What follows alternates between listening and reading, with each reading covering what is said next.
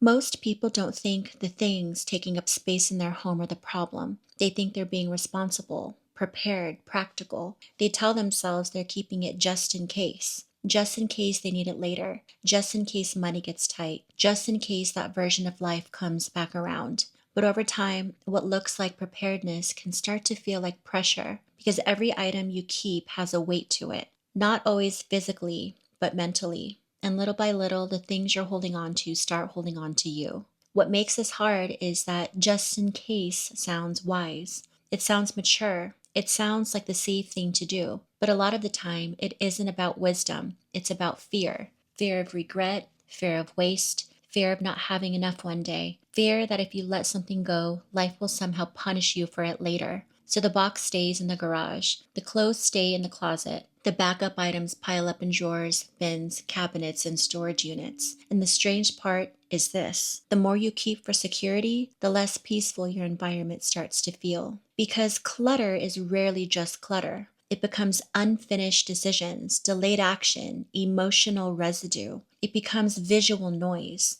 It becomes a quiet reminder that your home is carrying things your nervous system still hasn't accounted for. Research has linked cluttered home environments with higher stress, and work tied to UCLA's Center on Everyday Lives of Families found that women who described their homes as more cluttered showed less healthy daily cortisol patterns and marker associated with chronic stress. Princeton researchers have also found that visual clutter competes for your attention, making it harder for the brain to focus efficiently. That's why this habit can feel so rational when it's actually draining you. Your brain is trying to reduce future pain. It says keep it just to be safe. But the problem is that safety is being purchased with your present peace. Instead of one imagined future inconvenience, you live with a daily low grade burden now. The object stays, the tension stays, the decision stays. Mayo Clinic has noted that too much clutter can increase stress and contribute to problems with mood and time management, which makes sense when your home stops feeling like a place of restoration and starts feeling like a place of mental carryover. And this is where it gets deeper. Sometimes you are not storing the item.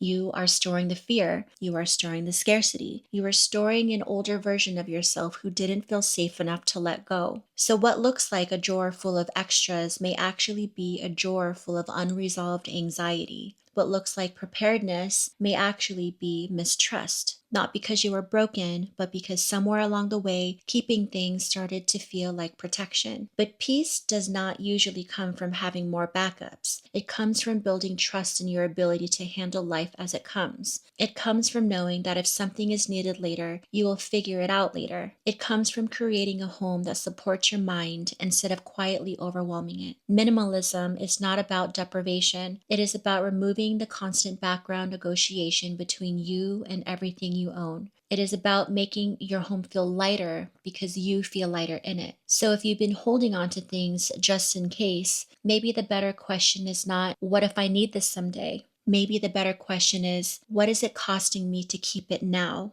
Because when your space is full of fear based decisions, peace gets crowded out. And sometimes the life you want is not waiting for you in more storage bins. Sometimes it begins the moment you decide that peace is a better reason to let go than fear is to keep holding on.